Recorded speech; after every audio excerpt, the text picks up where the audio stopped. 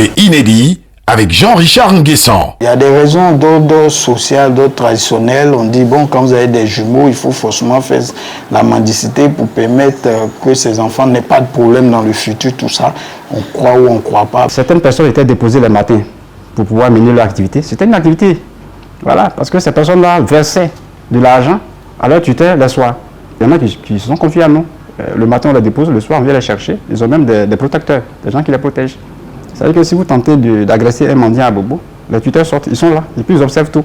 Souvent, le mendiant même, il est manipulé, il est utilisé, il est sosifié.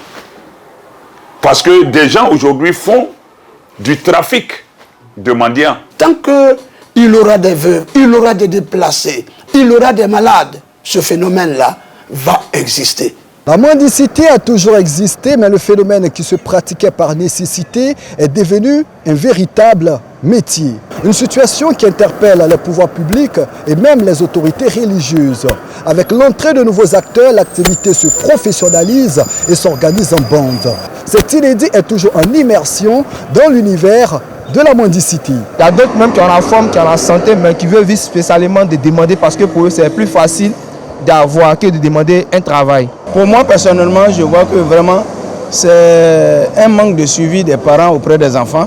Ça fait un. Et puis de deux, bon, il y a d'autres aussi qui font de ça leur business. Dans certaines familles, la mendicité occupe tout le monde, du père à l'enfant, en passant par la mère. L'on observe une nouvelle génération de mendiants, de père en fils. À cela s'ajoutent les faux mendiants. Ils prétendent souffrir de handicap et leurs images foisonnent sur la toile. Nous avons 19% de personnes en situation de handicap qui mendient.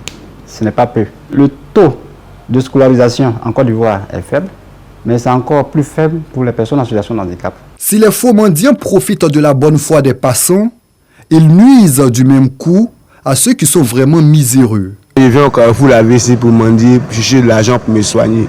On dit qu'il faut une opération. C'est 200 000 francs pour me soigner au moins. 200 000 francs pour faire l'opération. Mais que dit la religion à propos de la mendicité? L'islam encourage à aider, mais plus le nécessiteux, le besogneux, que celui qui s'inscrit indéfiniment dans la mendicité. Le prophète dans une sentence, il dit, celui qui, étant dans le besoin réel, il lui est permis de solliciter l'aide des uns et des autres. Mais toutefois que le besoin est comblé par les dons, le surplus de la demande devient illicite parce que la légitimité de la demande est fort close. L'apôtre Paul dit, si quelqu'un ne veut pas, il n'a pas dit si quelqu'un n'a pas de travail. Il dit si quelqu'un ne veut pas, il y a des gens, vous leur donnez la possibilité de travailler, mais malheureusement, la paresse et chercher la facilité les amène à vouloir vivre et bien sur le dos des autres. Là, la parole de Dieu combat cela.